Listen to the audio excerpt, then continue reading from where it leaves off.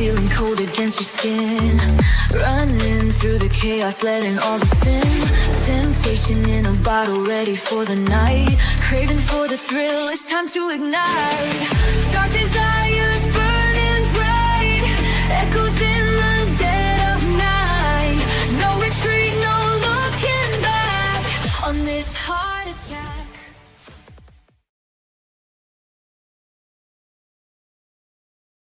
Hey, ladies and gentlemen, good to see you. Great to be back. It is a wonderful day today, as you guys can see in the title. Yeah, it is my birthday today. Uh, hold on, guys.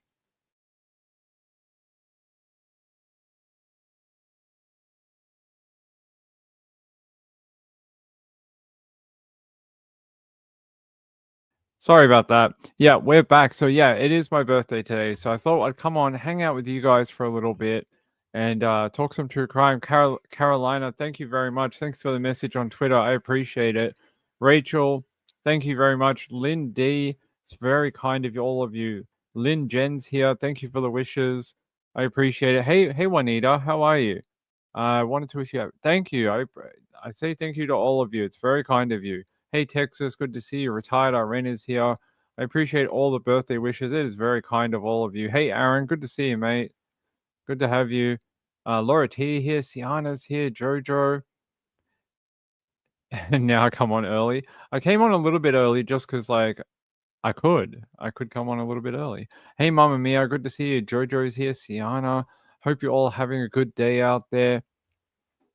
So I thought I'd give you, like, to start the show, my one thing I've sort of been holding back, and if you've been following the Patterson trial, you may have already heard this. It probably came out about a week ago, but I want to sort of give you some context on sort of a little bit more about it. So one of the weirder things in the trial that we heard about, right, was what had been referred to as the cat post, and the cat post was a piece of evidence that was presented during the pre-trial, but ended up not being presented at the actual trial. And what it was, it's this Facebook post from Erin, and she posted a picture of a mushroom to a Facebook page that helps with like mushroom and plant identification and poison help.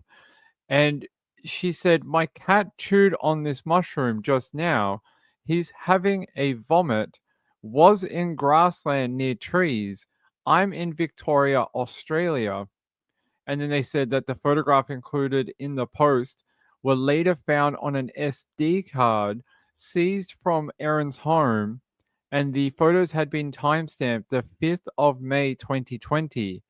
The craziest thing about this is that Erin has never owned a cat. Never owned a cat ever. So this was one of the pieces of evidence that the jury did not hear. The media knew about it from reporting on the case, but we were restricted in being able to tell our viewers and readers about it until about last Friday, about a week ago. We finally had permission to start telling and talking about these type of bits of evidence that weren't shown at trial. And you may ask, where did the SD card come from? Well, this was one of the SD cards that was found at the search warrant on the 2nd of November with the technology dogs. So there was a lot of rumors surrounding the technology dogs, right? A lot of rumors.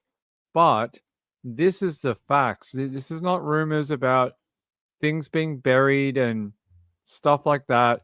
This is the actual facts. So they did find something interesting. That is what they found. It was an SD card with these photos on it that one, the photos were mushrooms. Two, it was the same photo that was used in the Facebook post in 2020 about this cat that ate a mushroom and now was vomiting, even though she had never owned a cat. So the prosecution was trying to tie this back together as incriminating conduct. but unfortunately, they were not able to present this information at the trial. I believe the judge said it was irrelevant and that it was never, basically too far from the actual event of the lunch. And I think they just considered it irrelevant to the actual lunch and the poisoning that happened there. Had they proceeded with Simon's charges, I think it would have been considered relevant due to the timeframes involved. So for Simon's poisoning events, this would have been right in the right time frame. So this gives you a little more context into some of the evidence that the jury did not get to hear, unfortunately. But I can tell you that the media were very interested in this particular bit of evidence. And behind the scenes, a lot of the different people covering the trial were like, I wish we could report on this. I wish the jury could hear it. It was very dynamite evidence that unfortunately we had to be very quiet about for many, many months. So I finally get to air it on my show. I've been sitting on that little fact for, I don't know, 9 months or something. It's been a long time. So you guys finally get to hear it, and you guys got to tell me what you think. You guys tell me what you think about this Erin Patterson cat post on a poison help emergency identification for mushrooms and plants. So the idea of that Facebook page would be that, well, basically what she did, that you would post on it, and if you had like a mushroom or a plant that you didn't know what it was, or if it was poisonous, maybe these people could help you, identify it. Is it something dangerous? Yeah, so there you go.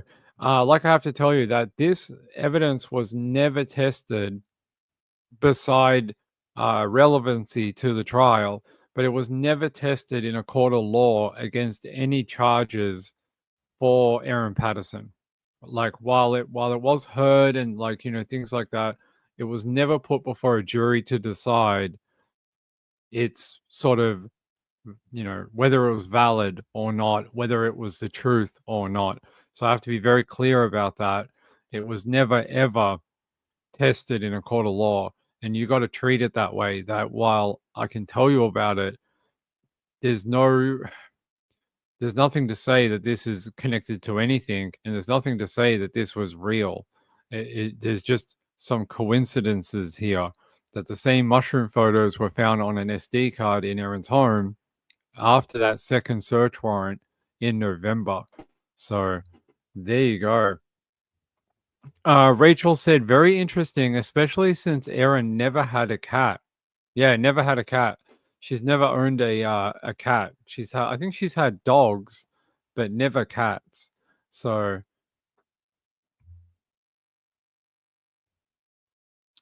Gail said it's like the page all bugs go to Kevin on Facebook. Yeah, something like that. Yeah. Texas said her action knows no depths right now. I'm not buying it.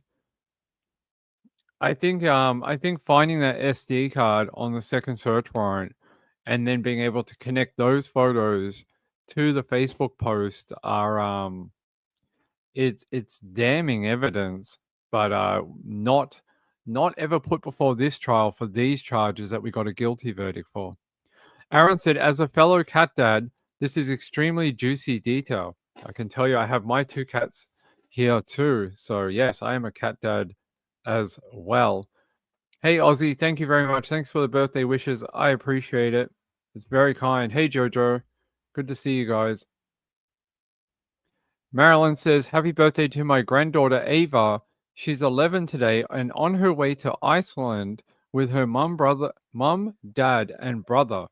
Good work, Ava. Have a great birthday. High five from a birthday cousin. Hope you have a great birthday, Ava. Let's see. Yeah, so very, very juicy sort of details. So you can understand when this evidence was not allowed at the trial, you can understand sort of the the media frenzy behind this information, and it very hard to not tell my viewers about it. Tina, hey Tina, good to see you. Happy birthday. Uh, happy birthday, Ping, many more. I appreciate it. Thank you very much. It's very kind. Yeah, so let me show you the photos they are referring to. If I can get back to my evidence folder, if I can find it. I've got so many bloody folders for this crime. That's not it. Got too many folders. I will show you the photos they're talking about. You have seen them. I have already shown them to you. SD.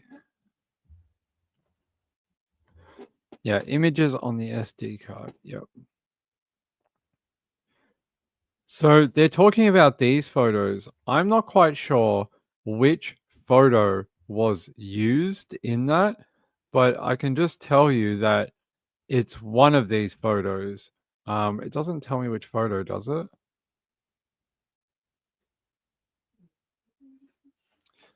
I don't think it tells me what photo it is. No, it doesn't.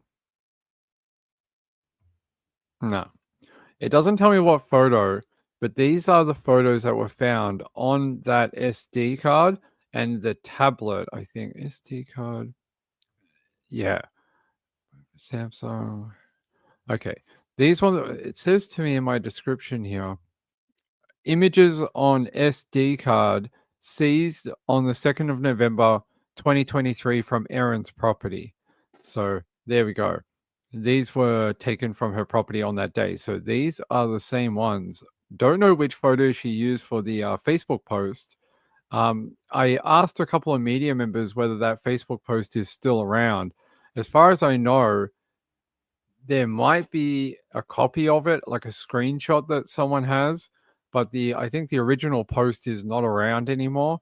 So I don't think we can show it to you. But yeah, unfortunately. So yeah, you guys have seen these photos before.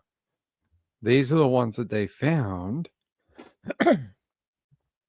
I don't know which ones you guys might think might be the ones that Erin posted about, but it shows you that are any of these poisonous? We may have to get a mycologist to tell us. These photos were never put before a mycologist at the trial either. So we never heard any information from a mycologist about whether any of these are poisonous, whether they're, any of them could kill someone, don't know. So the reason why is originally this SD card evidence was not going to be shown at the trial, and it came in very late at the trial. It came in very, very late. I think week 8 or 9 or something like that.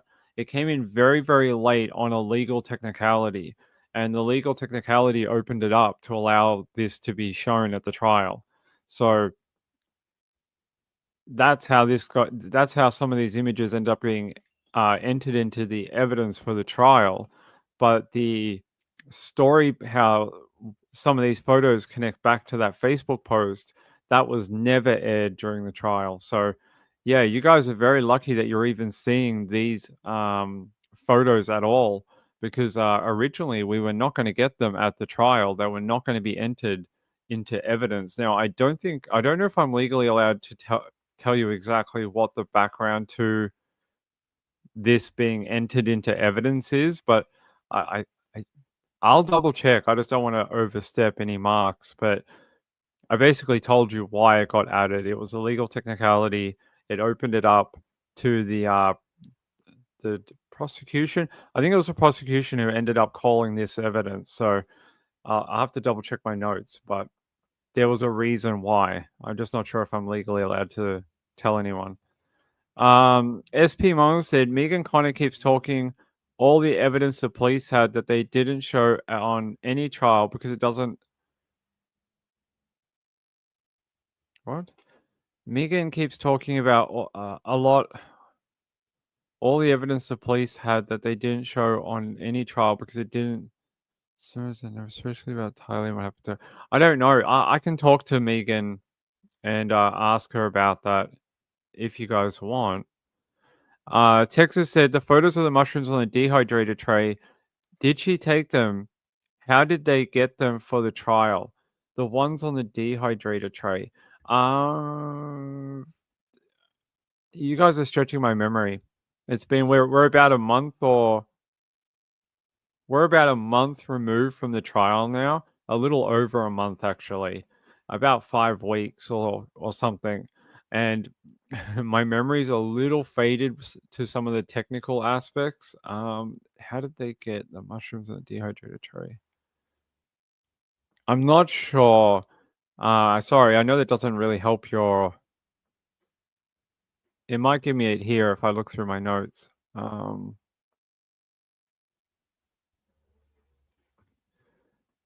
Okay. I can tell you. It's in my notes. Okay. You're talking about these. These came from a Samsung tablet found in Aaron's home. So you're talking about these photos here of the dehydrator. And I believe these came from a what they call a cache. So a cache is where images or data is temporarily stored on a device, and I believe that's where they came from. Here's one of the ones with the death cap mushrooms on it, and then they also found this metastatic brain disease in early stage ovarian cancer. So Aaron was looking up different types of cancer on the tablet, or at least that's what the prosecution alleged. No, she didn't. No, not those ones. She posted, I think, the ones about the dehydrator, but I don't think she posted these ones. These ones I don't believe she posted to Facebook. Not these ones that not this one that you're seeing. I believe she might have shown the this one to Facebook, something like this, where they have the normal mushrooms on it. But I don't believe she ever showed these ones where they have the wild death cap mushrooms on it. So yeah, she posted the other photos. So there's another one. There's a scale of her weighing, these type of field mushrooms. And there's another post of hers about stage 4 ovarian cancer, all these different types of cancer. Here, brain lymphoma like she's looking up all these different types of rare non-Hodgkin's lymphoma cancers and more of her weird cancer obsession.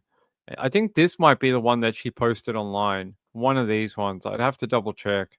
But I don't believe she ever posted the ones with the death cap mushrooms. Because the prosecution, in the prosecution's closing address, they said in 40,000 pages of the chat between friends on Facebook that Erin never not once posted anything about wild mushrooms. So if she had posted these photos, that would go against their argument about Erin never posting about death cap mushrooms, wild mushrooms, misidentification of mushrooms, anything like that. So she didn't hide them like the other photos. Well, these were found on a cache, so they don't exactly know where they originated from. If I remember the technical evidence from Shaman Fox Henry, but this file structure that you see here, the file structure tells me that it came from a Google. I think it came from a Google or Android Galaxy Gallery cache. So it's a photo cache, and you can see here in the file structure here. So it's data.com, and then so these are file structure. So data, that's like the file system for Android. Data, and then it's com.google.android.apps.photos / cache, and then / this will probably be glide cache, and then / this. This looks like a hash number or some sort of number that would be associated with this. So this photo probably had an actual name, something like image underscore 7158 or something like that. But when it's in a cache form, it normally has this sort of binary or hexadecimal type, naming structure where you get like, I'll show you like that. You get like D0C705286EE, whatever. You would have seen this before when files get these type of data names. So it doesn't have its real name, whatever it was when it was taken. But yeah, there you go. Some death cap mushrooms that were found on a tablet in Erin's home. Yeah. So this was off a Samsung tablet, is what it's telling me. Yeah, Samsung tablet. Here you go. So that's where they got these photos from. The other photos came from an SD card. The only thing I don't know is they took a couple of tablets. They took one in the first search warrant in August, and then they found a second tablet in the November search warrant. So they found a second tablet with the technology dogs, which I think was located in a room in Erin's home. They found a second tablet. So I don't know which tablet this came from, but I would suspect it might be the first one. I'm just having a look to see if it has anything. But you can see the date modified here. 30th of April 2023. So 30th of April, which wasn't too far. I think that is the day. Is that? Hold on. Let me check another piece of evidence. Where is the receipt? Yeah. What day was this? Okay. So the day that she bought the dehydrator was the 28th of April 2023. That's the day that she bought the dehydrator. The modified date on these images, at least this one, says the 30th of April 2023. So a couple of days after she bought it. Why it says modified, I don't know. They couldn't explain it at the trial either. They just said it could be for a variety of reasons. And they did not have what they call a created date. So a created date would indicate when the photo was actually taken, created first on the system here, but they didn't have that in their recovery of the images. So they only had a last modified date because it is a cache image, not an image stored in like, on the phone SD card from the camera. It's done through a different part of the files. So Falson's mom said, had anyone watched the behavior panel on Erin? The mushroom dehydrator nailed by the dang manual. I watched it today. It's worth watching. Yeah, we showed you that. I think we showed you the actual evidence from it. Hold on. Let me see if I can find it. Pretty sure we showed it to you. Hold on. Where is it? Is it slide? It's a photo book. Hold on.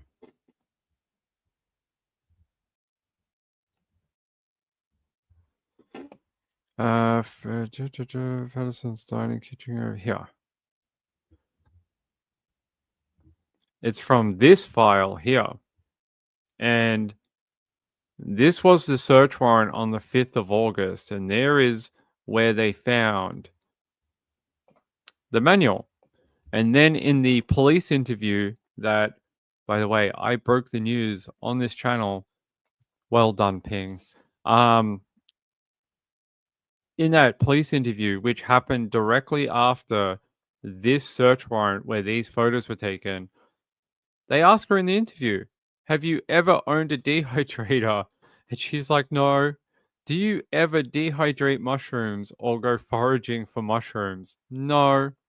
And sitting right here in her drawer is a manual for the dehydrator that they say, and now the jury has said is the truth, the one that she put the death cap mushrooms into to poison her family. So she is a don't know. I don't know why, you know, I don't get it, but there you go. There's some more of that dehydrator. Let's go. Let's spin it around for you. There you go. There you go. Master Series electronic food dehydrator. Yeah, we were the first ones on YouTube to post that police interview. So we had it last Friday, and I think I posted my screenshot for it at 12:48 p.m. So yeah. Just one of those things, breaking news, doing that type of thing. Happens every day. Marilyn said Aaron wasn't that smart. No, I don't really understand the thought behind knowing the police had photographs of this and then walking into a police station and then trying to be like, oh, I just collect manuals for things. And they go, well, when did you have the dehydrator? And she's like, oh, I don't know. Could have been, 10 years ago. What do you mean? Police are not dumb. They could easily find out from the manual of your dehydrator and the one they found at the recycling center. They could easily go back to the manufacturer, Sunbeam, and ask them, when did this serial numbered dehydrator, when was it produced? She would be fried in that minute because they might be like, oh, yeah, we produced it in November of 2022 and it was sent out for sale late 2022 and should have been on the shelves of, a store in 2023.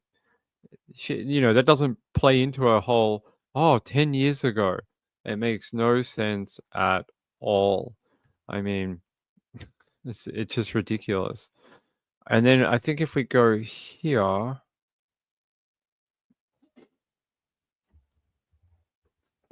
if we go here, we have the actual tax invoice. So this was the tax invoice from when she bought the dehydrator, the magical dehydrator that she says she didn't own, that she didn't use a dehydrator. So again, not very clever considering the police have you purchasing it with your freaking name on the receipt. Her name is right there on the receipt.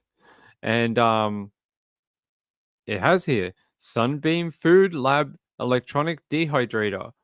The same one that they found the manual for, the same one that they found in the recycling center. So she's not a very clever lady. Texas says, I think she wanted to get caught.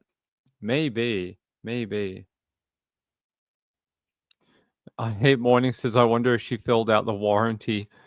I've got no idea. I'm guessing if you put death cap mushrooms in your dehydrator, your warranty may be void. I wonder if in the future Sunbeam's going to put like a little thing in their manual that says, if you put poisonous mushrooms in our dehydrators, your warranty is void. I wonder if Aaron will change their manuals on their dehydrators. That would be interesting to know. Hold on, guys. I have to check something. Give me 1 second. All right. Yeah, so there you go. Yeah, no, we have all the evidences, all of them. What's this one?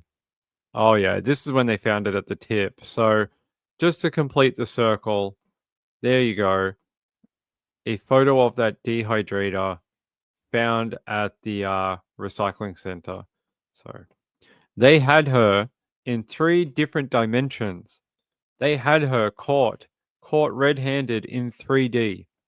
They had the receipt, they had the manual, then they had the freaking dehydrator. So this whole, I've never seen a dehydrator. No. The police would have known that she was lying then and there. Gayla says, I can send her some if she would like. Aaron says updated instructions reusing the dehydrator as a murder weapon. Yeah. Sunbeam will take no liability should you choose to kill your family with our dehydrator. Do not return to us for a warranty. Hey Carla, thank you so much. Carla says, happy birthday to everyone's favorite Aussie. Chat loves you. Thank you very much. I appreciate it. It's been a hell of a year. I mean, if you told me last August when we were just hearing, actually last August, hold on, let me check my documents here for a second. In last August, were they doing pre-trial? They were. So about a week after my birthday last year, they were doing some of the pre-trial for the trial, for Aaron's trial. And if you had told me a year ago, after we found out that we were going to go to trial in 2025, and it was going to be like April 29th, and I was like, damn. And then they said, we're going to have it in the Latrobe Valley. And I'm like, oh no, here we go. But if you had told me that a year later I would have gone to the trial, I would have done it from the media room, and that we'd have every bit of evidence from the trial sitting on my channel, including Aaron's police interview, I don't know if I would have believed you. I really don't know if I would have believed you. So it's crazy what can happen in 12 months and where we sit today compared to last year. It's been a hell of a 2025. Actually, so I actually got I keep forgetting facts about this because there's just so many facts about Aaron. People were asking me how come the trial had to be in Morwell. Well, I actually got an answer to this the other day. I asked the Supreme Court and they gave me an answer. And the answer, the simple way of doing it, even though there was a fight over having it in Melbourne and then having it in the Latrobe Valley, the reason for it was when you commit a crime, you're supposed to go on trial in the closest courthouse to where the crime took place. And the closest place to where the crime took place is the Latrobe Valley Magistrates Court, where they do sit with the Supreme Court there for special sittings. So that is why this trial took place in the Latrobe Valley. Now, there was a bit of a tussle to have it done in Melbourne, and there were some good arguments of why it should be done in Melbourne. One of it is due to the media, how many media were going to be present for the trial, and Melbourne can accommodate many more people. Sorry. The other thing is witnesses could easily get to Melbourne, maybe easier than the Latrobe Valley, and that the amount of people that they were going to call, like cops and prosecutors and family members and this and that, it would be easier to accommodate everyone in hotels and, motels and stuff like that in Melbourne, where there is a lot more accommodation. But the way the legal sort of surface is, you are supposed to go to trial in the closest courthouse to where your alleged criminal offending took place. And that's all it was. She did it in Currumbara and Leongatha, that sort of area. The closest place to that is the Latrobe Valley Magistrates Court. And that is it. That's it. That's all it was. But the question I never got answered, and I have asked several people this, while that answers the legal side of it, the other side of it is, why did Aaron care so much about having it in the Latrobe Valley? That I have never got an answer to. I have read through 5,000 pages of documents and I've never seen it brought up in any of it about why this was such a priority and why they put up such a legal fight to not have it in Melbourne. I mean, there's a couple of reasonings in there about oh, they're just silly things about the jury and stuff like that, but no like definitive thing of why she did not want to have it in Melbourne. So that's the legal reason of why it was held in the Latrobe Valley. So there now you all know. So there you go. Um, Gayla said she is a what? She is a dehydrator sucking the life out of people. That is true. Sorry, I almost coughed into the microphone too. I had to stop myself. Gayla said probably happy they got free advertising. The recycling center or Sunbeam. Hey Nero, with narcissism, it's about control. It could have been. Maybe she just wanted to pick the place. Carolina said, I've tried to watch out of curiosity how others have covered Erin. Lucky if I make it 10 minutes in. Well, I'm happy that you enjoy the content that I do about Erin. I'm glad. The thing is, I've watched a lot of the other content about Erin that other creators have made, and I think the one thing I've learned about covering cases that go to trial, while you can take all the media reports and then try and report on it yourself and add your own kind of flavor to it, it's so difficult to do it and understand the whole story without being linked up and having all the background and all the papers and this and that, because you only know about this much. Like the stuff the media puts out is about 5%.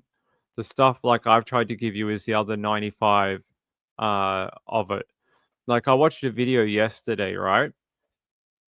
And they were talking about Simon in this pretrial hearing, and they were saying, so Simon in one of the pretrial hearings was talking about how he had engaged someone to help him with the media, and they were sort of going over this exchange in court where they were asking him about like, oh, are you going to make money out of this, and are you going to sign a big contract with like, a current affairs or 60 minutes after you get out of the trial and make a lot of money on the trial. Like they kept hammering him about making money off the crime that his wife has done.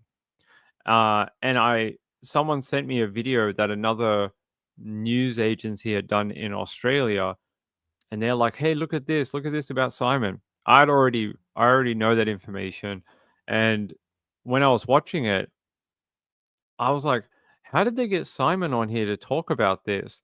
And then I realized that they didn't. They had employed a voice actor to pretend to be Simon, and I picked up on it like that. I was like, "That's not Simon. I've heard Simon talk at trial." And I was like, "That's not him." So what they had done is they had taken this court document, they had turned it into sort of like a script, and they were sort of like voice acting it on their coverage. So they had like a man talking as if he's Simon, and then someone else talking as if they're the lawyer. And I was like, oh geez, like so there you go. A bit of insight into how some of the media have made their coverage. Gayla said maybe thought because she was one of them and more likely to forage. I don't know. Half Irish says a new Netflix documentary. I know this. I don't think it's a Netflix documentary. I think the documentary that I've heard about is going to come out on Stan. So Stan, the streaming service in Australia, I think they are the one that the big documentary is going to come out on. So there's going to be a big Australian documentary produced out of Melbourne, Australia, and that's actually the one I interviewed for, but I'm not going to be a part of it, unfortunately. So, but they are the ones producing that out of Melbourne. So,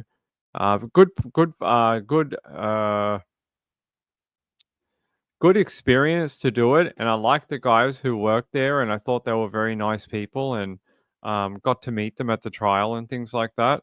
But yeah, I can't wait to watch it. I think it'll be a great documentary, and I will promote it on this channel when I get a chance. So when I get the trailer from them, I will promote it for them. Kaliza said, "Wait, is that legal?" Apparently it is. Apparently it is. Carolina says there is now all of people who are dead speaking as if they were alive are with AI.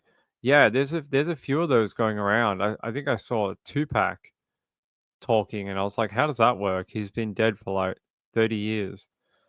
Half Irish said I was kidding. No, there's a lot of documentaries coming. I can't remember what the Supreme Court told us. Let me see if I've got the email. The Supreme Court gave us a background on it at one point. I'm just trying to find out.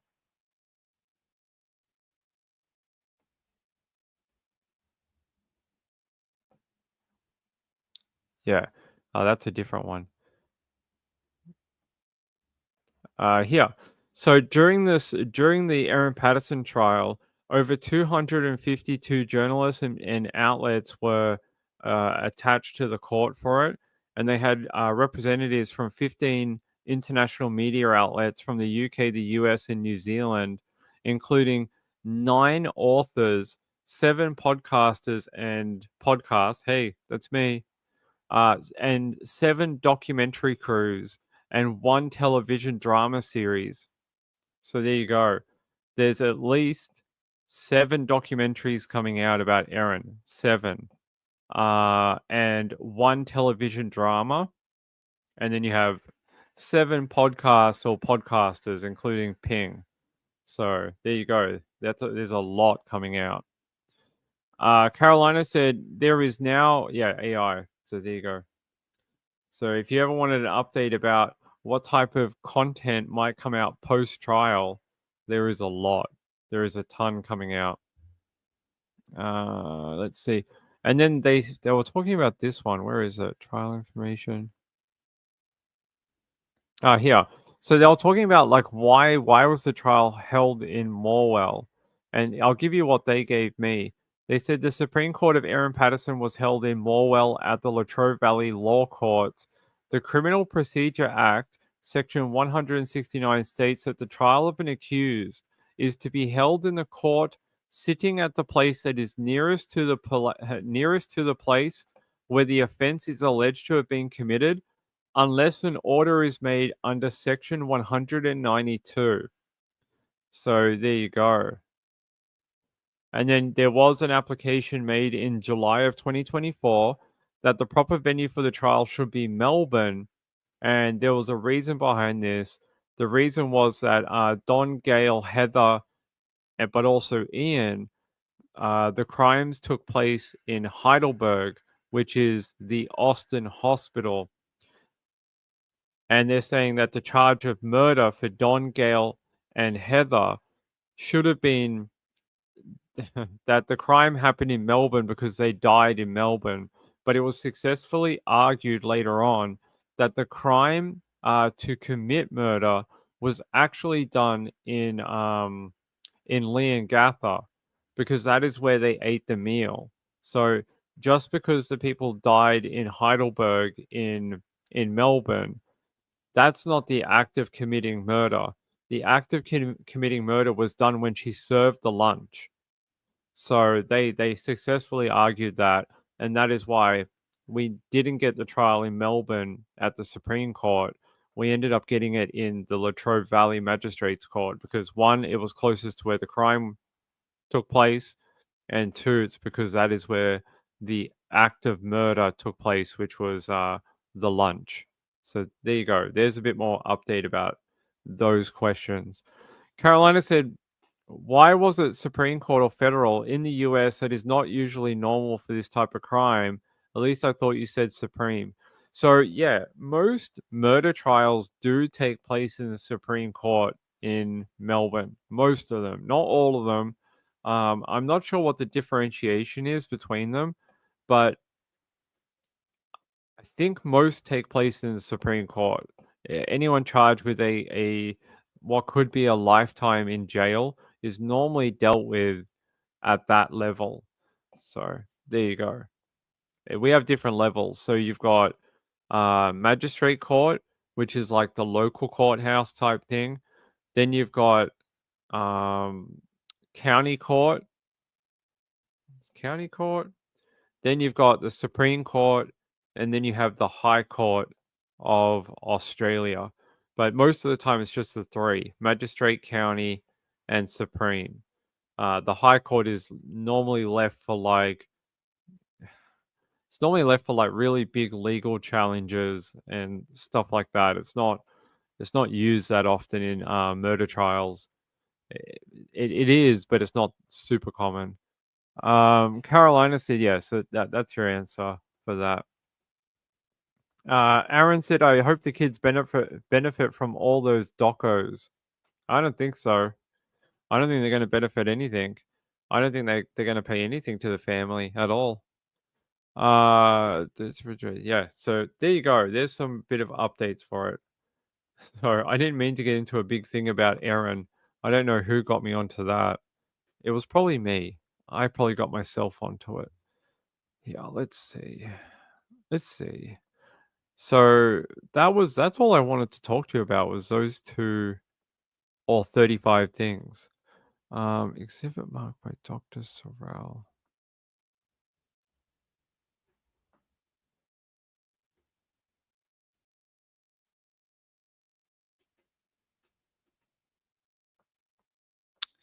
Hmm. Hold on, guys.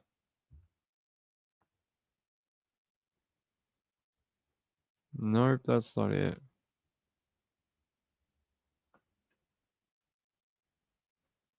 Okay. No, that's okay. I thought I had a different piece of evidence that I hadn't shown you, but I think I don't. Okay. Nope, that's Aaron.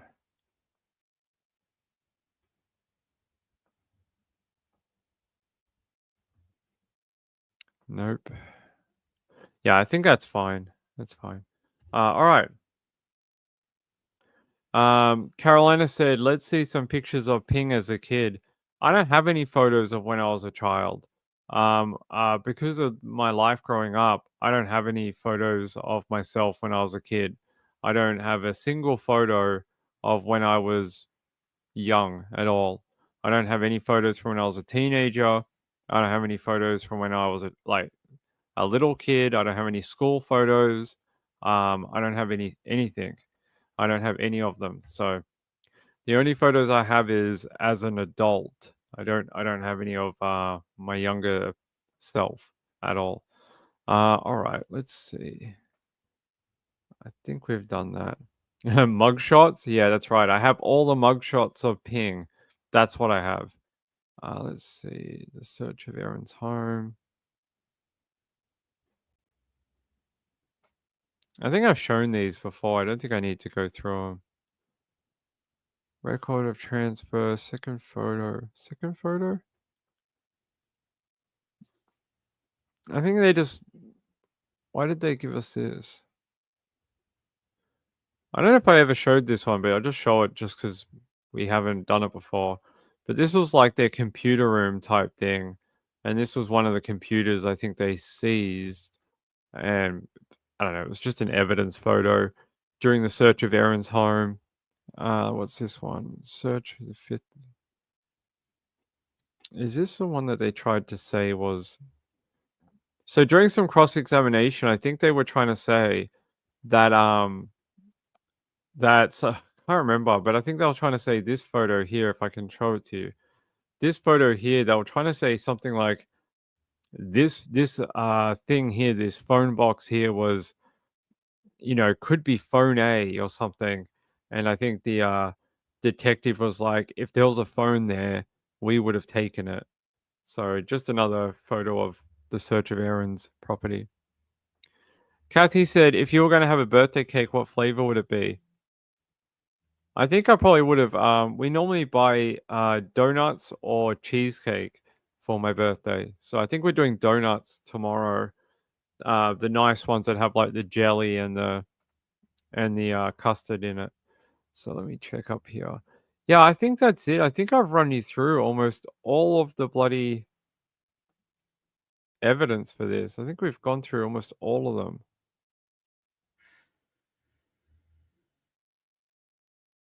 That's that.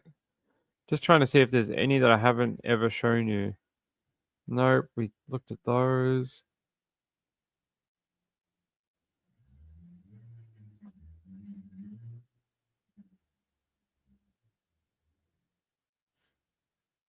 Oh, okay.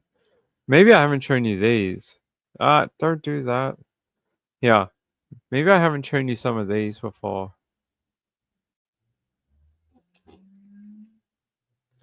But you would have heard me talk about this evidence.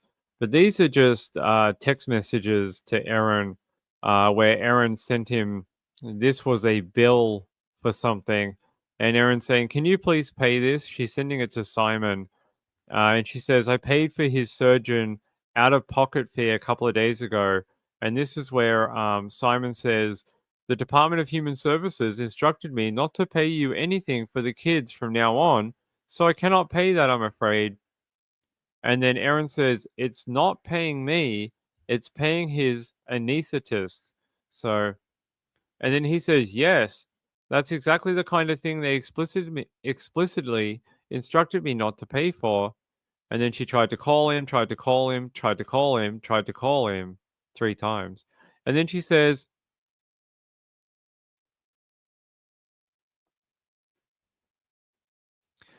"Oh, thanks for reminding me. I need to cancel my transfer to that account. I pay for our son's pocket money into an account where he can access it with his own debit card. That's where I put the balance of his pocket money. You can cancel your own transfer to that account since the Department of Human Services told you not to pay anything for the kids anymore." And he says, "Okay, thanks for letting me know." And yeah, they're sort of arguing. And then he says, "Okay, thanks for letting me know." And then he says, "You also need to fill out the form saying that you'll pay for school fees." And it says, "Which I've been paying to date." That says to. From. So this was a message from Aaron. Wait, to Aaron? To Aaron? Okay. It says, "Which I've been paying to date. I'll email you the form. Please let me know when you've submitted it to them." And they talk about picking up the child. They leave. They call again a couple of times. Okay, so green is Simon. And it says, "Dad said you've texted to arrange to do the church live stream tomorrow. Will you be bringing our children to the church by 10 a.m. as is usual when you're doing the stream?" And then, like, she doesn't reply, and then doesn't reply, doesn't reply. And then you missed a call from Aaron. And then, yeah, it's just different things that they're bitching about. I'll just put them up on the screen so you guys can go through them. But it's just about their lives, basically. These are like just talking about, see, did the YouTube give an error? They're talking about a live stream that their church did. And basically, um, the every Sunday, Aaron would help with the church and do the live stream for the YouTube channel. So they would like live stream their service, which they said started during the pandemic because they couldn't have the church open to people. Hey, my friend. Thanks, my friend. Good to see you. High five for you. after the lunch. Some of the details about him eating the food are horrific. I still I think one of the things with Erin and the poisoning of Simon, right? She did it over such a long period of time. People keep asking like, if you were Simon, would you have eaten the food? But I think it happened over such a long period of time and was so sporadic that it happens sometimes and then not other times, and then he'd get poisoned and then he wouldn't, and then it would happen again. I can imagine that being a real mental, like, it would really mess with your head. Whether is this happening? Is it something else? Or later he made the spreadsheet for the poisonings. Later on he did. It wasn't at the start of it, it was later on. But I think he definitely knew that she was trying to poison him after. I think after he got poisoned and then he went to the hospital and then had that major surgery. Then he came back and spent time living with Erin again. And then she poisoned him again. I don't think you have any doubts after that. There's no doubts after that. It's like, yes, this is happening. But I can imagine before that when it was sort of sporadic and like some of the ones jumped like a year. So it'd be like he got poisoned or thought he got poisoned, and then it would jump forward like 12 months, and then it would happen again. And but yeah, after after that surgery and that, I think he well and truly knew that she was trying to kill him for sure. Half Irish is with me. Where's Half Irish? Hey, Half Irish. Half Irish said, I've said it, I've never texting again. Hey, good to see you guys. Yeah, Half Irish was here first. There you go. You beat Hella. You tell her. He's a tad slow. I don't know. Did you guys if you were Simon, imagine even if you're a female, imagine if this was your partner and it happened over a period of like 3 years. Even after killing your parents and your auntie and uncle, would you still think that there was reconciliation possible for you? I don't think so. But he keeps talking about in the evidence how he always thought that him and Aaron would get back together. How do you forgive someone for poisoning you? Like, I don't understand that. You just go, "Yes, I would like to get back together with the person who almost killed me, put me in a hospital in ICU for 21 days, and had a portion of my bowel removed because of what you fed me. But I always think reconciliation is possible." I think that's crazy. Oh, she's with you on the Simon is a dummy train? I don't know if he I don't know, I don't get his mindset. I really don't. Like his whole um he always thought reconciliation was possible and why they never divorced after separating in 2015. I don't know. They're strange people, both of them. Carolina said he was living in a fantasy even before the deaths. Possibly, possibly. Four Sons' mom says, "Is it like battered woman syndrome? Could that happen when they were living apart, though? Can you have that type of disorder if you're not, like, under their control 24 hours a day while living in the property? I wonder, because he wasn't living with her. He had his own property, he lived there. They sort of the kids, were mostly with mum. He sort of did his own thing and had the children on the weekend. Seems like a separated couple. He gaslit himself? Could be. Yeah, I don't think he's a battered woman. He was separated and what like was barely involved. Like, yeah, it doesn't make any sense. Yeah, like he was never there. So I don't know about that. Your mom did that to you for you. Yeah, but I don't think it's the same. I mean, it got to the point where he told family and friends about the poisoning, right?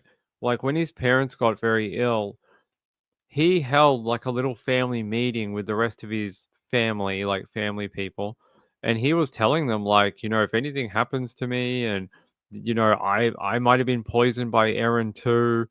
So he was, knowing that she was deliberately possibly doing this. I don't think this was a surprise when this lunch happened and the people died. I think he knew exactly what was going on.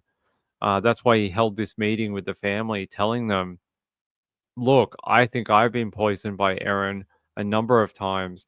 And then he even transferred some medical files to the family members, sort of like a like if if like a computer dies and then it sends like a code to destroy things, kind of like that. When his parents got very ill and his auntie and uncle were very ill in hospital, he was then I think worried about himself as well, and he sent these files out to his family members in case anything happened to him. So he was well known. Mark Jensen, I don't unless it's someone I've forgotten about. Mark Jensen trial, 1988. Yeah.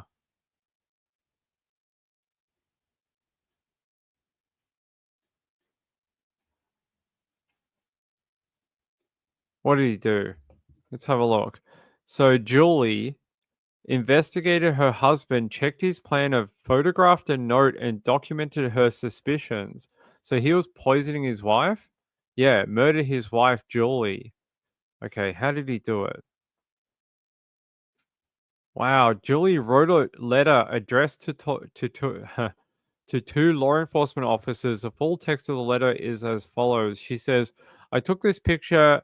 I am writing this on Sunday. What is it? The 21st of the 11th, 1998 at 7 a.m. This list was in my husband's business daily planner, not meant for me to see.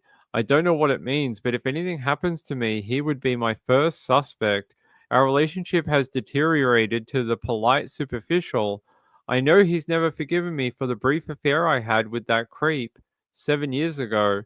Mark lives for work and the kids. He's an avid surfer of the internet, not the internet. Anyway, I do not smoke or drink. My mother was an alcoholic, so I limit my drinking to one or two a week. Mark wants me to drink more with him in the evenings. I don't. I would never take my life because of my. She's saying she wouldn't do that because she has children. They are everything to me. I regularly take Tylenol and multivitamins, occasionally take over the counter stuff for colds, Zantac and Imodium, have one prescription for migraine tablets, which Mark uses more than I. I pray I'm wrong and nothing happens, but I am suspicious of Mark's suspicious behavior and fear for my early demise. However, I will not leave David and Douglas, my life's greatest love, accomplishment, and wish, my 3 Ds, Daddy, Mark, David, and Douglas. Jeez. So the defense tried to argue that she was a depressed woman who offed herself and framed her husband. I don't know about that. So what happened? You guys are gonna have to tell me what happened. So did he go to jail? The letter was critical factor in the trial that ended on the February 27th, 2008. The jury found Jensen 48 guilty of his wife's murder after more than 30 hours of deliberations. Seems like a pretty quick deliberations compared to what we got. He was sentenced by Kenosha City Circuit Court Judge Bruce Schroeder on February 27th, 2008 to life in prison with no chance of parole. Jensen's sons publicly supported him and requested the judge give Jensen a parole date, publicly declaring their love for their father.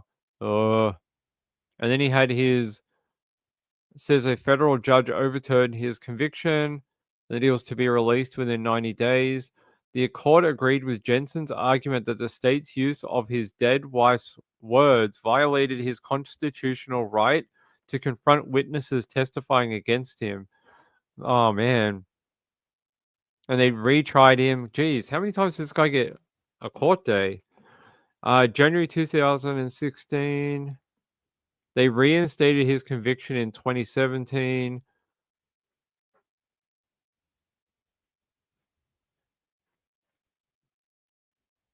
So what the hell? So they ended up overturning the conviction, reinstating his conviction, overturning it for a second time, and then he ended up having a second trial in 2023, and then was found guilty again for a second time, February 1st, 2023. And then he was sentenced once again to life in prison without the possibility of parole. Oh my God, that is like, I'm glad that didn't happen for us in the Aaron Patterson trial. Or we don't know yet. We don't know. An appeal may be coming, but that is a hell of a journey. Far out. They like overturned it and reinstated it. I'll have to look into it. Hella says the retrial was amazing. I haven't looked into it. I'll have to look into it. I will have to look into it. Carolina said, so don't speak from the grave. Guess it doesn't matter yet. Your will from beyond the grave is law. That's an interesting way to look at it, right? They wouldn't allow the letter because they said it violated his constitutional right to confront witnesses testifying against him. But when you make a will and you die, that is legally bound. Interesting. Interesting the way our laws work. Uh, Dali may have all the discovery. I'd appreciate it if Dali could forward it to me if he could. I'd like to read through it. Uh, Hella says Jensen is the best trial saga ever. Thank you for introducing it to me because I had never heard of it. Kaliza said he was evil and he gaslit his children. If you learn more about the case, his poor wife went through so much and he killed her. You see this quite a lot, especially where, you see the children, they were advocating for their father at the end. You see it quite a lot in cases where one parent kills the other parent, and then the offspring often defend the murderer. And it happens so often. It's almost like it takes a long time to eventually, not always, but deprogram their thinking. It's very sad. Oh, okay. Well, if Dali is willing to share, I would appreciate it. Gayla said it's accusatory a will, isn't it? I guess if you put it in the will, maybe do it that way. Carolina said, like the staircase doc or Barry Morphew. The staircase doc is really interesting. I know that one. Barry Morphew. We'll see. With Barry Morphew, we will see what happens when we get to this new trial. Actually, with Barry, how many of you reckon that this trial is going to go okay? And how many do you think this trial is going to have problems, like considering the first one? I'm interested to know people's thoughts about a second trial for Barry Morphew. I think,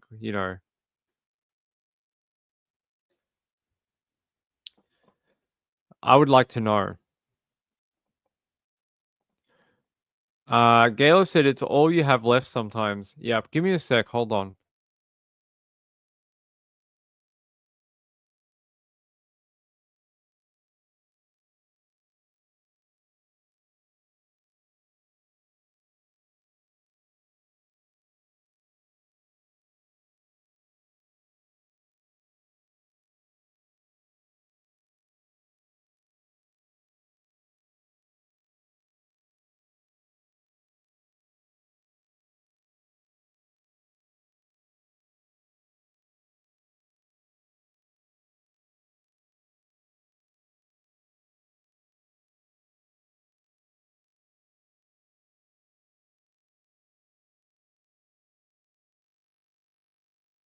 Yeah, you guys don't have to warn me about anything.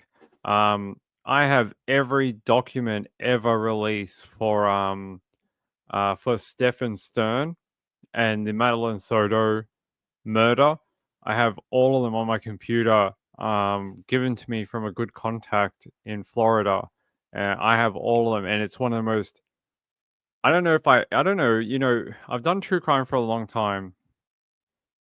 I think it broke my soul when I read the documents for Stefan Stern. When I read the offending and the things they found and the descriptions of the offending against Madeline, I think it just broke me. Like you hear some of the things that Madeline went through in those documents, and they're not fully edited either. Like they're not fully redacted. It's it's hard reading, very hard. Half Irish says, yeah, not sure yet, but I'm leaning guilty outcome. I think they've got a hard case against Barry. I hope for a guilty verdict because I think his wife deserves justice, but I think they've got a very difficult hill to climb with that trial. A very difficult hill. You think plain sailing or not plain sailing? Yeah, I think they're going to have some problems. I don't want them to. I hope it's a good trial, but something tells me that it's going to be a hard one. Carolina said, I think he did it, but afraid he will walk. Maybe. Carolina said, Kaliza said, I hope the prosecution for Barry Morphew ups their game because they broke laws and it's frustrating when you know he is guilty, but prosecutors are unreliable. They did not do a good job on the first one. The first one, they did a very bad job. They almost screwed the pooch. Gayla said, I've got a magpie tapping on my window. Whoa, you should see what he has to say. Open the window. He may have a message for you. You may be going to Hogwarts. Maybe it's your time. Like Harry Potter, you'll no longer have to live under the stairs, and you'll be able to go and meet the wizards and learn all about Harry Potter. You'll be able to make magic and meet Hermione. All those things. Just talk to the magpie. Let's see. Yeah, I hope so too. But do we have a trial date for that one? For Barry? Barry.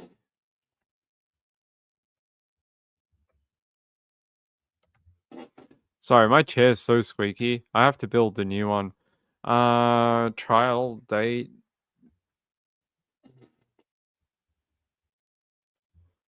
Da, da, da.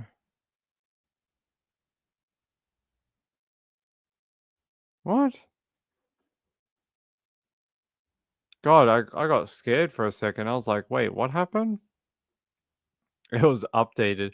Sorry, one of the first things when you search Barry Morphew, it says Judge grants motion to dismiss charges against Barry Morphew on the 6th of July 2025. And I was like, not again, really? Are we but it was an old article that they had updated.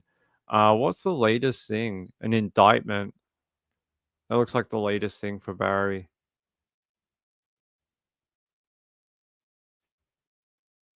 1st of July, in Barry Morphew's latest Colorado court appearance, public interest in the case takes center stage. Look at this guy. What happened to your head, mate? What happened to your eyebrow? Did you get some? Did the police were the police like stop resisting, push, and like push his head into the ground? Maybe. Barry Morphew, indicted for the murder of his wife Suzanne, appeared for the first time on a new murder charge in a Colorado courtroom on Tuesday, where the court reiterated that proceedings can be recorded by the news, but with some limitations. I like when they're good like that. They like to let the media in.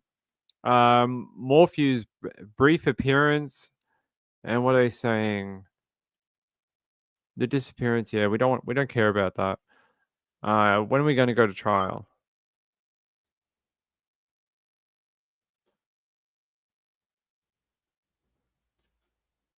Next hearing is set for September 2. It is just a check-in.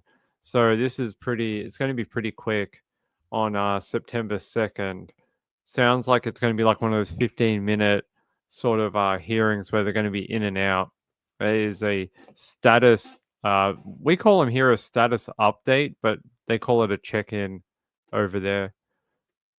Yeah, what happened to his head, mate? What have you been doing out there? You can't even get arrested. You know what your mum says? Always wear clean underwear in case something like this happens.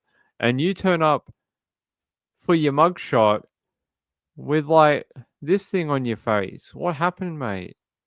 Looks like you had a bit of like tough love. The cops are like, stop resisting, and then just shoved him into a wall. That is my favorite pastime of watching USA people be arrested. They're like, stop resisting. And the guy's like, I'm not resisting. I gave you my hands. And they're like, don't resist. And they just like punch him. Rachel said, I'm not sure we will be able to watch the Morphew case because Colorado is picky about streaming. They said that it will be allowed. Yeah, I don't know if we'll see when we get to trial. But they're saying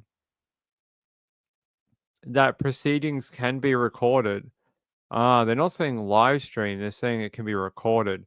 We'll see what the trial judge wants to do, but sounds like they might do it. It'd be good.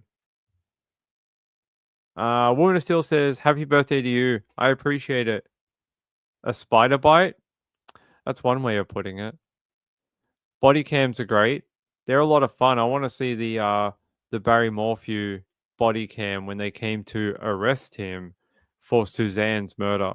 I want to see that. He must have thought he was never going to be arrested again for it, which could have been a possibility.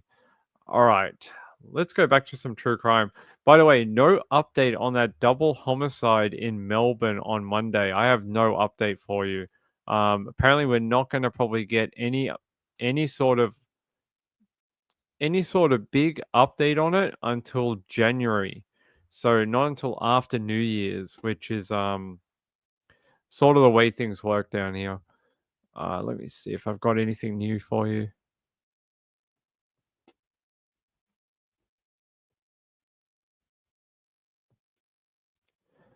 Actually, the Herald did have an update on it. Yeah. Accused double killer Ross Judd lived in a homeless campsite in Oakley, strewn with human waste. Well, that is a good way to live. They're saying accused double killer Ross Judd was a common and concerning sight for those who crossed paths with him. Mr. Judd was this week charged over the horrific alleged murders of Athena, who was 39. She was pregnant, 5 months pregnant at the time, and her 50-year-old partner, Andrew Gunn, at their Mount Waverley unit.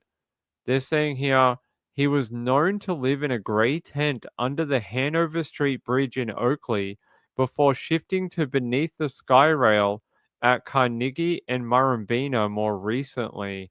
He was almost always seen with his two German Shepherd dogs who are now in the care of the RSPCA.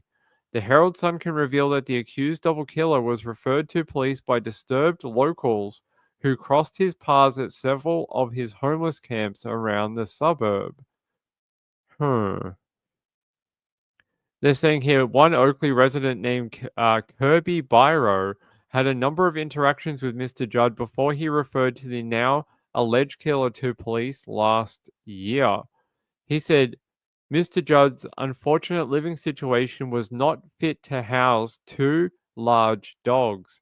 He said, I felt sorry for him. There was human waste, garbage, bottles filled with his own urine everywhere. It was terrible.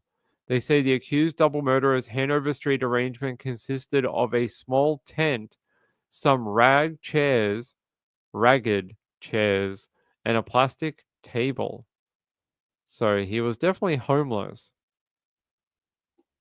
Um,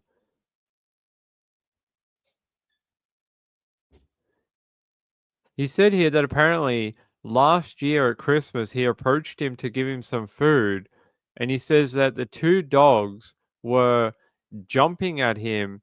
One of them tried to bite him, and he got out of there as quick as possible. He says that the dogs look very skinny and malnourished, which that's very sad. He says he raised the concerns about Mr. Judd to a police officer at the nearby train station, but he was left unimpressed by the officer's response. The cops just laughed at me and made a joke. They said, we know about this guy, we can't do anything. Well, now two people are being killed in their home. So, congratulations about people who are like, oh, we can't do anything. I don't know. It's a little hard to read. Hold on. Do you guys want to see what he wrote on the walls? Hold on. I have it.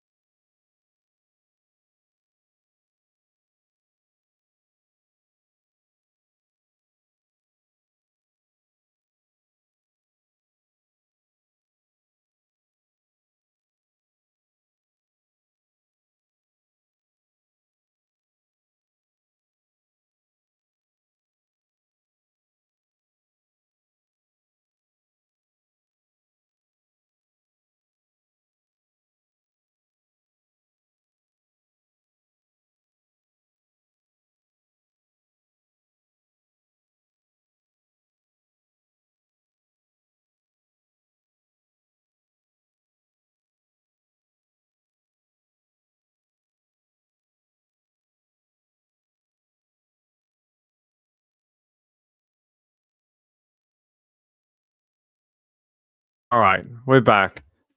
Let's see. I want to show you the backyard because there's a fence here. There's like this long fence in the back of the property. Here's one of them. So this is the one that it says something like enough is enough. And then this one at the top says karma has no menu. This one says enough is enough, but I can't read this one. It says something on the bottom there. There's another one with a fence in it, and I'll see if I can find it. There's another photo of the one that we can't see in this photo. Hold on.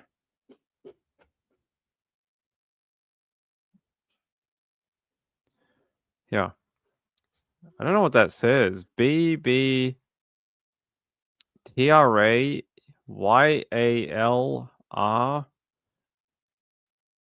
I don't know if you guys can read this, but I can barely read it. Hold on. There's one with a fence. Hold on.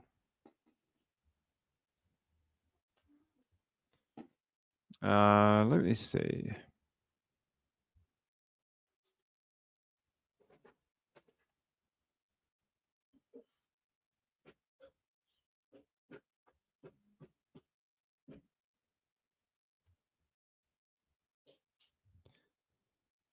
Let me see. There's one more.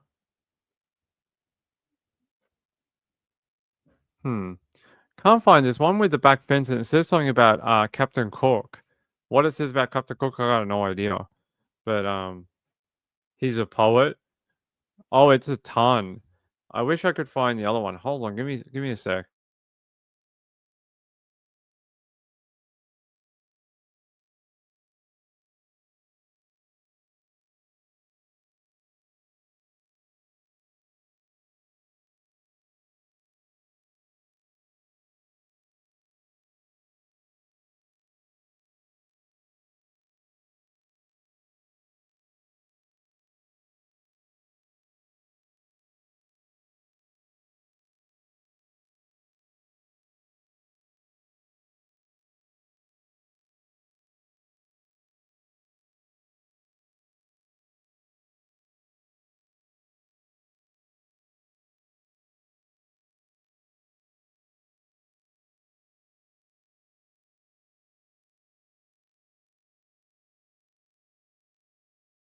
There we go.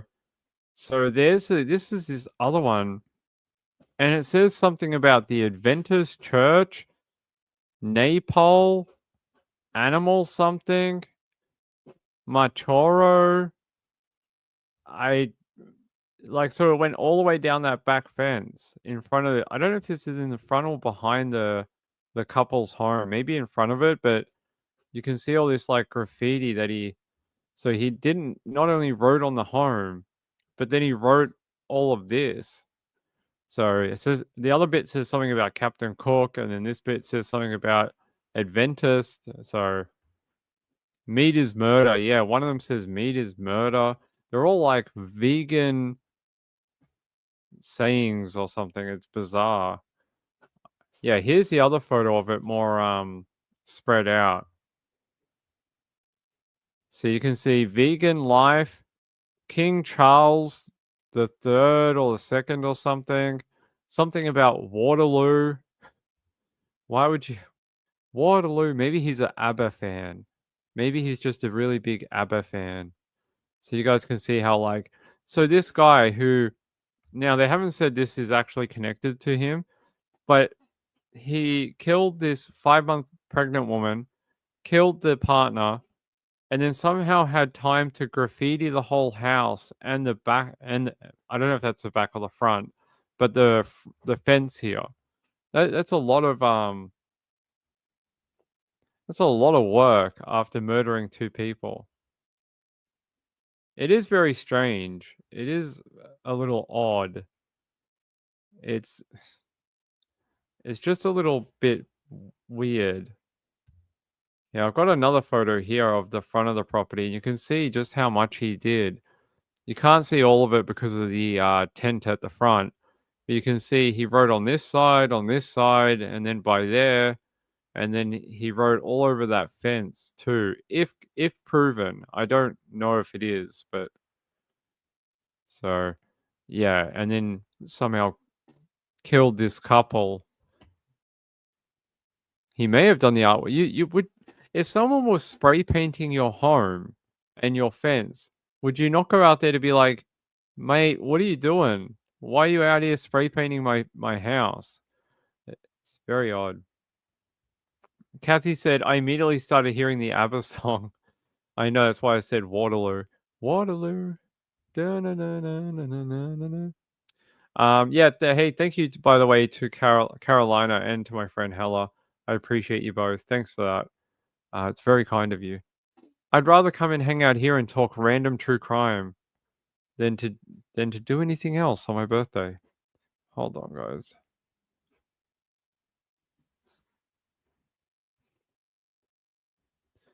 Oh, you guys are very kind. My friend Betty C sent in a donation. I appreciate it. And James, thank you, James. I appreciate that from the other day. Thank you very much. I appreciate it. I don't want to give out your last name. And my friend who does not want to be named says, Happy birthday, Ping. This is for fun, not for work stuff. Have a great one. Thank you very much. I appreciate it. Thank you. I will use it for fun. I will get all the cocaine and strippers I can find. I'll do it. Okay, I probably won't do it. I'll probably read more true crime and then fall asleep after 9:30, but one day I will do all those things I said. Hella says, I think they may have known the dude. Maybe they were inside trying to work out how to get rid of this nut job. Maybe. They did say that there was some, like, known isn't the word I would use, but there was some prior um, acquaintance sort of situation going on between the man who killed them, the alleged murderer, Mr. Judd, and the two inside the home. So, I Hate Morning says, Happy birthday. Thanks for sharing your day with us. I will always do that. Four Sons Mom said, looks like two different people's handwriting to me. It'd be weird to vandalize your own home, right? Be a bit weird. Vegan life. It's not exactly the thing that I would go and spray paint if I had a thing of spray paint. I wouldn't be running around saying, look at what a hipster I am. It does, it looks like a growth, a little bit. Yeah, not a random attack. There's some sort of prior sort of talking to each other. But this is a photo of the accused with the dogs, and you would often see him sitting around the local area around Oakley, just hanging out with the dogs on a laptop with what looks to be alcohol. This looks like some sort of alcohol and orange juice and some other beverage here. So there is a photo of him, and they were saying that he was seen earlier in the night at a McDonald's around the nearby with the two dogs who were standing at the door, being very well behaved, waiting for their owner to come back and take them outside. So, yeah, I don't know if that. I've heard that the one that you can get at like the bottle shop is not the real stuff. Like it's not the real stuff that has the wormwood in it. The one that you want is really hard to get now, and the stuff you just get at the shop is basically it's just an alcoholic beverage. It's not the real stuff that could be, you know, hallucinogenic. Rachel said you have to wonder if there was an altercation or an ongoing incident. Maybe they had run-ins in the past or something. Maybe about the dogs. Maybe, you know, a lot of people don't like when animals are being mistreated. Gail said, I hope the dogs are okay being looked after. Right now, they are with the RSPCA. So they have been surrendered. the fact that their owner is in jail, so they are in the RSPCA. They're probably getting looked after pretty good. Thank God. Let's see. By the way, here's the two victims. If you haven't seen a photo of them, she was expecting her very first child. She'd never been pregnant with a baby before, and she was waiting on becoming a first-time mom. So that's very, very sad. 5 months pregnant. It's pretty horrific. And I will show you another photo.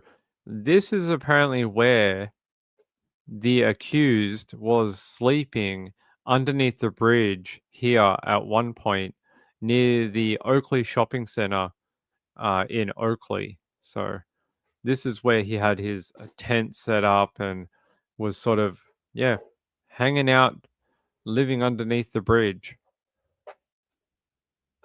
It does seem they knew each other somewhat, yeah. Rachel said, I hope the shepherds find a nice family. I bet he loves them. Woman of Steel said, maybe it's a horn growing in the wrong place. It could be. It could be. Let's see. What else do we have from Mr. Ross Judd? Exclusive Vision. Okay. Let's go to Channel 7. What do they have? Exclusive Vision.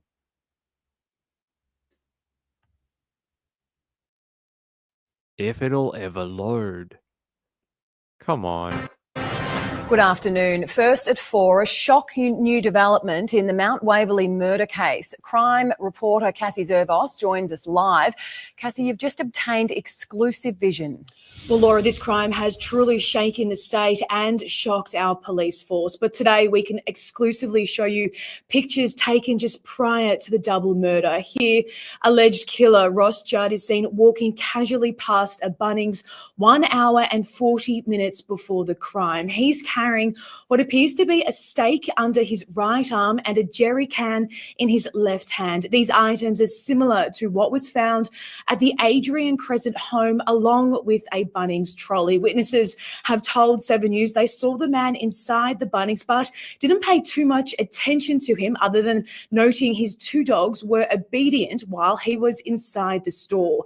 Judd has been charged with 2 counts of murder over the deaths of Athena Georgopoulos and her partner Andrew Dunn. The pair was expecting their first child together, a baby girl. I'll have more on this exclusive story.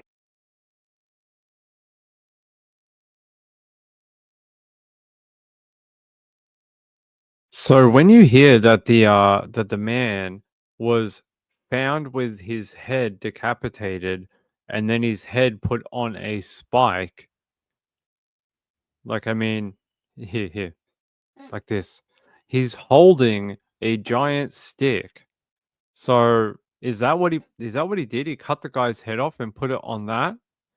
That's very gruesome.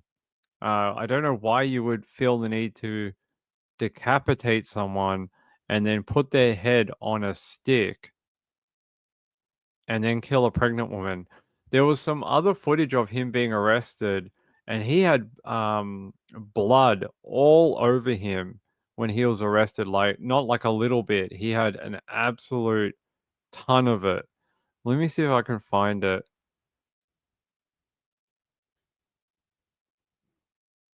Let me see. There was an image of him being arrested at like 1:40 in the morning. Glen Waverley. Let's go back.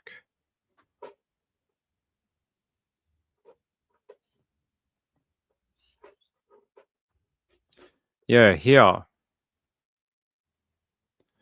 This was some video that came out right after the murder.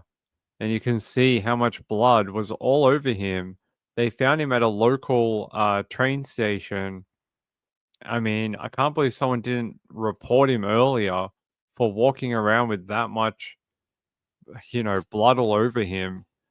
I mean, it tells you what a gruesome scene that must have been for him to be that drenched in blood. Is I don't want to know what it was like inside of that home. It's brutal. Yeah, premeditated. You would think that maybe. You would think that it's very possible. Let me see what else I have here from Mr. Ross Judd. Glenn Waverley.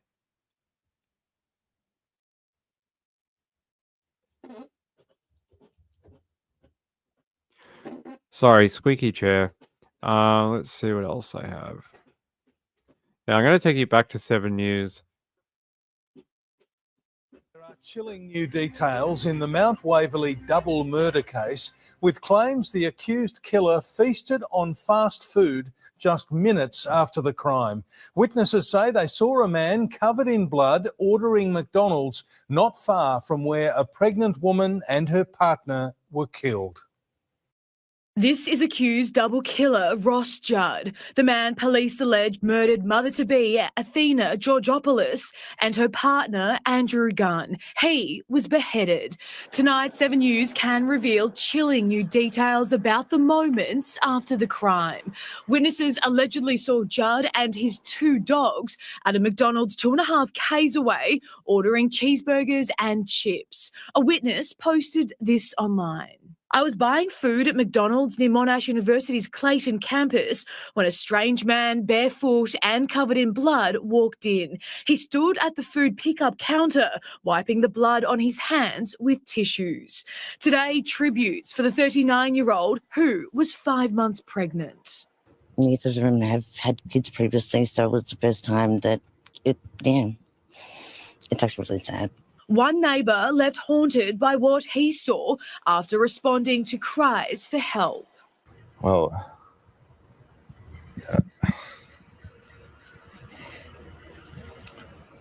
I mean, nobody should have to come across what I saw down there. Judd was charged with 2 counts of murder and appeared in court this morning. His legal aid lawyer, who's also pregnant, told the court it was his first time in custody. When entering the dock, Judd tripped but said, "I'm all good," to the prison guards. During the hearing, he seemed coherent, even smiling at times, as his lawyer made no reference to her client withdrawing from drugs. You know, I can't imagine what it would be like to be that lawyer.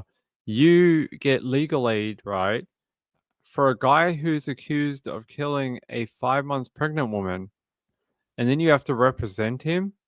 That lady, I know, look, he probably won't hurt you, but I would be asking to be changed to a different client, being that she would, you know, I'm sure there's security in that, but you know, you got a baby, so that's crazy.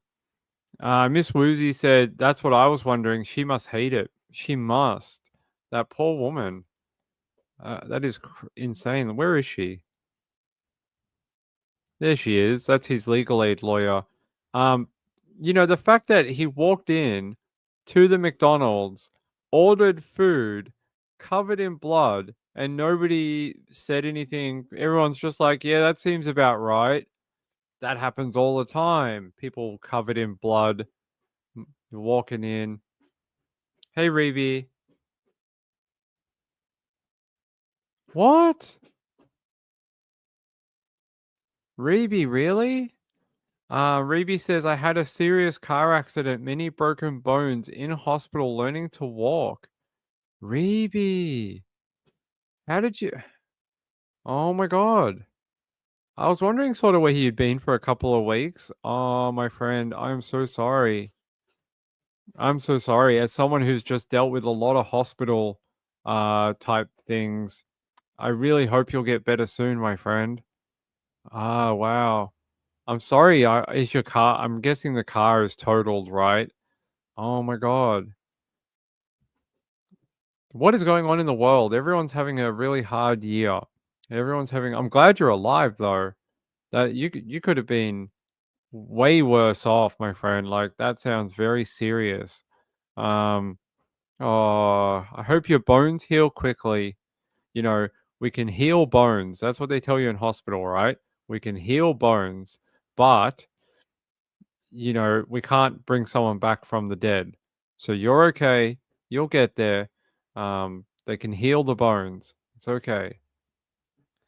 30th of July, total car. Were you driving out to one of your events on the weekend? Is that what happened, my friend? Oh no, the car's totaled. Oh my god. I'm sorry to hear that, my friend. I know that you love driving around on the weekends, going to different events and visiting people and stuff. Oh my god, that is terrible news. Not what I wanted to hear, but I am glad to have heard from you. I'm glad to have heard from you. Thank you for writing in. I appreciate it. Um, so you've been in hospital about 2 weeks. When was the 30th? It was like two Thursdays ago. Yeah, two. It was a couple of weeks ago on the Wednesday. You were driving back from Bunda. Oh my god. Fall broken in the neck. Oh my sweetheart. I'm sorry. I'm sorry that you're going through that. That's horrible. Hopefully they can get you up and going, and then you can do your rehab, and you'll you know, we have the technology to fix you. We have all the technologies. We can do it. We can fix Reby. Not Reby, Robbie T. Sorry. They had to put rods in and screws. It's always a hard surgery, my friend. All looking good. I'm glad. I'm glad that you're on the positive bit. You know, hospital sort of is it's sort of like a curve like that, a bell curve. So I'm glad you're sort of like on the bit where you're going like back to normality, because it sounds like you've had a hard couple of weeks. I'm glad to know where you've been though, because I was sort of wondering. I was like, I haven't seen Robbie since the end of the trial, but I'm glad to know that you're on the recovery.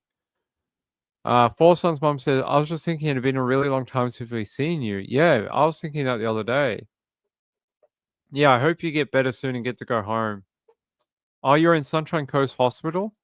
Oh, I know where that is because I used to live up there. At least you got a nice view. The Sunshine Coast Hospital has a great view. So at least you can see the surrounding of the area, hopefully. Oh my god. Oh, that's terrible. Please give me updates when you feel better, when you feel strong enough. Send me some updates about how you are. You had to go in the helicopter? Oh my god, they actually flew you in the Medivac? At least you got a free helicopter ride. That's a bonus. You know, not everyone gets to go in the helicopter. But that's mental. Oh. When you feel strong enough and you're feeling a lot better, tell us the story more about what happened. Not today, because you're obviously still recovering. But when you're more back to your normal self, let us know more about what happened. Oh, you don't get a view? It's a beautiful hospital.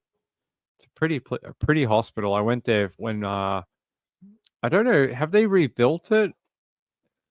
They might have rebuilt it at one point, but back when I was living in the Sunshine Coast, I had to go visit a friend there who was in the ocean and was surfing and got dragged under and ended up taking in a lot of water and was unconscious. So they thought he might be brain dead or something because of the oxygen deprivation, but he ended up surviving. So no, they're different people. That was my mistake.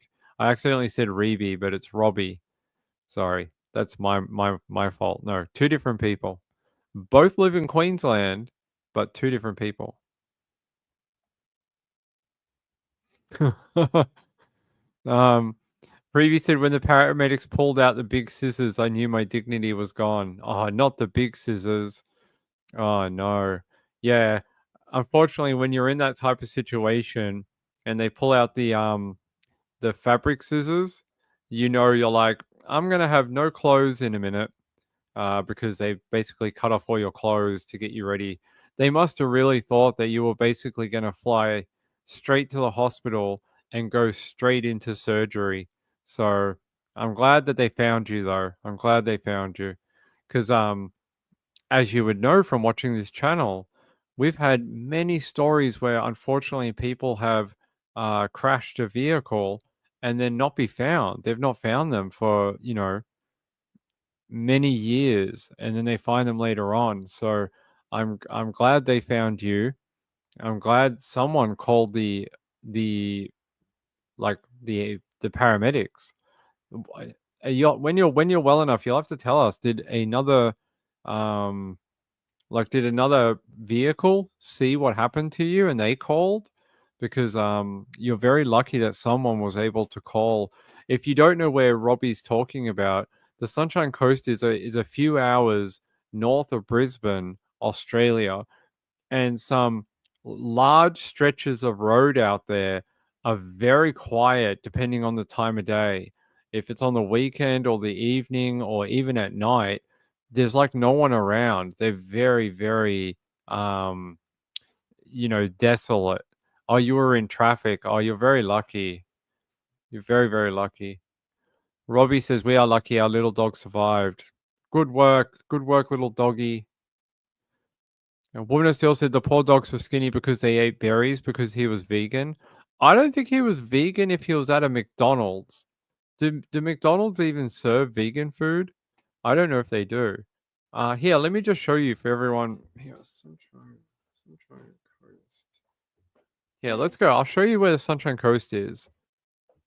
For people who don't know where we're talking about for Reby.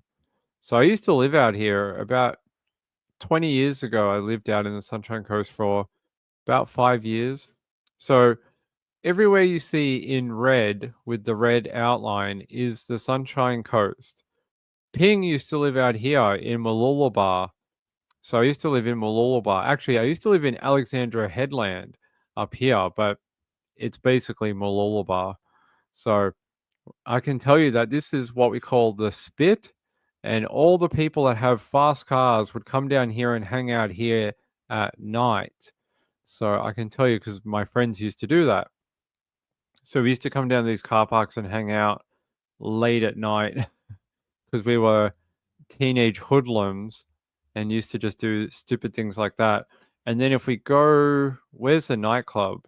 There's a nightclub around here somewhere there's only like one or two nightclubs in this whole area. The Wharf here. So there's a nightclub in here somewhere.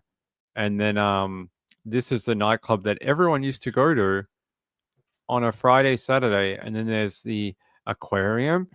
But if we zoom out, I'll show you why this place can be so desolate. If you get out even a little bit out into sort of the Sunshine Motorway, there's nothing out here like late at night. You can see it. It gets a little more rural if the further out you go. See, there's big stretches of road where there's not a lot. So Robbie T is very lucky that they were actually in traffic. So there you go. So I can tell you that when I used to live in Alexandra Headland, I used to have to drive down this motorway all the time because my girlfriend lived in Caloundra. So I had a girlfriend who lived in Caloundra at the time. And yeah, so there you go. That is the Sunshine Coast. And it is north of Brisbane. So there's Brisbane. And if you keep going north through Caboolture, through Beerwah, and this is where, if you want to know, this is Australia Zoo. Steve Irwin and Bindi and all that. That's their zoo there. So they're in between Brisbane and sort of the Sunshine Coast. But yeah, up here, this is where Robbie had her accident. So sorry, Robbie. It's not very nice to hear.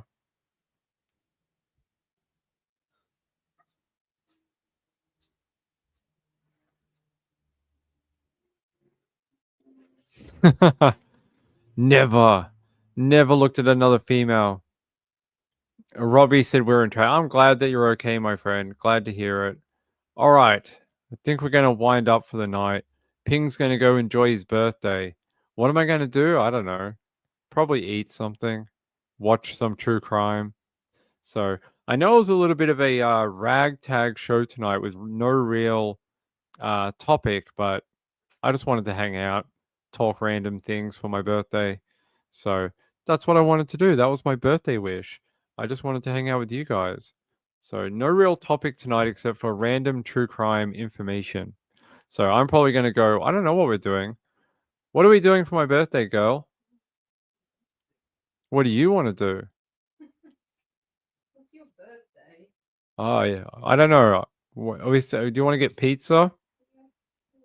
I think we might get some pizza or something. Yeah, we're going out with family tomorrow night. So we're going out to. I think everyone's coming, and we're gonna go eat at a Chinese restaurant tomorrow night. So it's like Ping's favorite restaurant. So that's what we're gonna do. Because I haven't been there. So since Mrs. Ping was in hospital, we haven't been there. So I think we last time we went there was October last year for your birthday. I think so. For your birthday last year. We went there last year for Mrs. Ping's birthday. So we're going to go there tomorrow. Yeah. Yeah, I don't think we've... Yeah. Oh, we did too. Yeah, we did too. In February, we had takeaway from there, but we didn't go to the restaurant. We had takeaway. So yeah, that's what we're going to do. So I know it was a little up and down show tonight, but I just sort of wanted to talk about random things, and I didn't want to work today, all right? I didn't want to work on my birthday. I didn't want to have to make notes and, you know, plan a full show. I just wanted to talk random things. So that's what I did. By the way, thanks Carolina for being a thanks for the super chat, my friend. I appreciate it. Thanks to Hella for the super chat for my birthday too. I appreciate it as well. It's very kind of you. It is not the Rotten Chicken Chinese. No. You know what's funny? I looked that place up to see if they were still open. They are still open. I thought they would have closed. Can you believe that? That place is still open.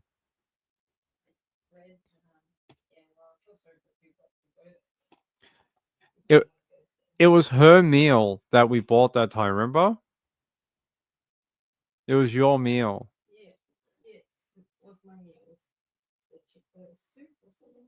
Describe the smell. How do you describe off chicken? Oh, it's like something died, I think. It was pretty bad. I remember I went into a supermarket and I came back out, and she had opened it to try and test it while I was in the supermarket because she wanted to try it. And I came back from getting some shopping, and she just looked at me and she just goes, "I don't think it's any good." And I was like, "What do you mean?" And she's like, "Can't you smell the car?" And then I sort of stopped and had a look around and smelt it. And I was like, "The car smells like chicken farts." And she's like, it reeks. Anyway, we got in the car and I went to drive back to the restaurant. And between the supermarket and the restaurant, the car filled with this smell of off chicken. And it was so bad that I had to open all the windows in the car and almost stick my head outside the car like a dog because it was just so overwhelming. Anyway, end up having to have like a 30-minute fight with the restaurant owners who cooked some other chicken and then were trying to force me to eat it because they're like, "We don't sell off chicken." And then they tried to give me this other chicken to demonstrate that the chicken that was in my food wasn't off. And I'm like, "Well, how does that prove anything that this chicken is the same chicken that's in the food?" If I got a phone call that said, "Hey, the chicken's off," I would find other chicken to prove my point too. So it didn't prove anything. Anyway, they were like adamant. They're like, "You eat the chicken." And I'm like, "No, I don't want to eat it." They're like, "You eat it. If you eat it, we'll give you the refund." I'm like, "What is this? The Hunger Games for Chinese food? What is this? Like, if I survive your food, I win $1 million? Like, what is going on here?" Anyway, I declined their invitation to try the food. And I eventually convinced them that I wanted the refund because we hadn't touched any of the food. And then we left. But it was one of the most crazy encounters I've ever had at a restaurant ever. And we've never gone back. It was the first time we'd ever bought from there. We never went back. And we just sort of stick to the places we know that are good. including the one we're going to tomorrow night, it is more expensive, but the food's so good there. We don't go there all the time because it is quite pricey. Um, so we only go on special occasions like birthdays or something like that. Because that place is it's not cheap. It's not like Friday night Chinese food. It's like a little more pricey. Miss Woozy says they can keep their fart flavored chicken. It was horrific. My car smelt like off chicken for like 3 days. You could still smell it in the car like for ages. It was awful.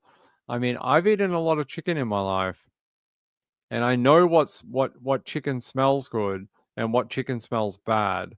And when your car fills up with a smell where you just want to get away from it, it's not, at the Chinese place when I went back there to get the refund, right? Because they're like, we want to see you in person. And I'm like, all right, I'll come back. Anyway, they tried to tell me that it was just special seasoning and herbs that they had used on the chicken. They're like, no, it's not off. It's special seasoning and herbs. And I was like, I don't think so. My cupboard is filled with Asian like ingredients and seasonings and spices and 20 different types of soy sauce and Chinese wine, and because we cook a lot of Asian food, so we know what smells like Asian food and what doesn't. And she's like, "No, it's just special seasoning that you haven't had before." And I'm like, I don't think salmonella is a special seasoning. I don't think death is a special seasoning. Yeah, it was it was pretty bad. Um yeah, it was pretty bad. Gayla says, I'm so happy Mrs. Pink can at least eat food and enjoy herself now. Well, that was the thing. When we went for her birthday last year, she really couldn't eat anything. Um, you didn't eat much last time, did you? No, she didn't eat much. So this time you can eat it, right? Are you going to eat a lot? I am going to eat as much as I can. All right. Which is probably a lot. You're going to eat like dumplings and pork buns and noodles and Mongolian chicken. Mongolian chicken. Yeah. I don't think they have Mongolian chicken. Mongolian chicken? I think it's Mongolian beef, girl. Yeah. It's been a while. Yeah, she's going to eat everything. So when she was in hospital, we told her that if she could get healthy and get out of the hospital, that we would take her to the restaurant and she could have whatever she wanted. So I think tomorrow we're going to spend, I think between our family, your family, and stuff, the bill's going to be like a lot of money. I think the bill's going to be like, there's a lot of people coming. There's like us two, her sister and her husband's coming, and your mum and dad's coming, grandma's coming, uncle's coming. So there's a lot of uncles and aunties and grandmas and stuff coming. So it's going to be probably cost a fortune, but it's going to be a fun night. So it is partially for my birthday, and it's partially because she's alive. So and her mum's alive. So these two didn't die in hospital, so they get to have the good food. So that's what we're going to do tomorrow night. But I will be on tomorrow night. So tomorrow night, what are we going to do? I have no idea. I don't know. I will find some very interesting true crime stories for you for tomorrow night's show. So I hope people understand tonight was a little all over the place because, I don't know, I decided to have a lazy day on the live stream tonight. Oh, mother effer. Hold on. All right, let's wind up. I'm going to get out of here. Thank you for hanging out with me on my birthday. I appreciate it. It's very kind of you all. I'm going to go enjoy the rest of my birthday. And then it's sort of my birthday tomorrow too in America. So have a great day out there. Have a great Friday if you're in America. Come back Friday night. We'll do the birthday thing all over again for the American people. Nah, we won't do that. But come hang out tomorrow night. We'll do it again. Khaliza says hello to Muffin as well. He's hiding somewhere. It's very cold today and he's decided to go burrowing under a blanket somewhere over here. So he's hiding. Thank you, Half Irish. I appreciate it. Miss Woozy says, have the best birthday. I will. And thank you to the people who sent in the super chats. Carolina, thank you very much. My friend Hella, that is very, very kind of her. And to the people from the other thing, let me just do this. Thank you to my friend Betty C. I appreciate it. To James, I appreciate you too, my friend. To my friend who doesn't want to be named, thank you very much. I will have fun with all the strippers and the cocaine. And my friend Leisha and Kathy from the other day, I appreciate you both. You're all very, very kind. Who else do we have? Yeah. Thank you very much. Good night, everyone. Bye.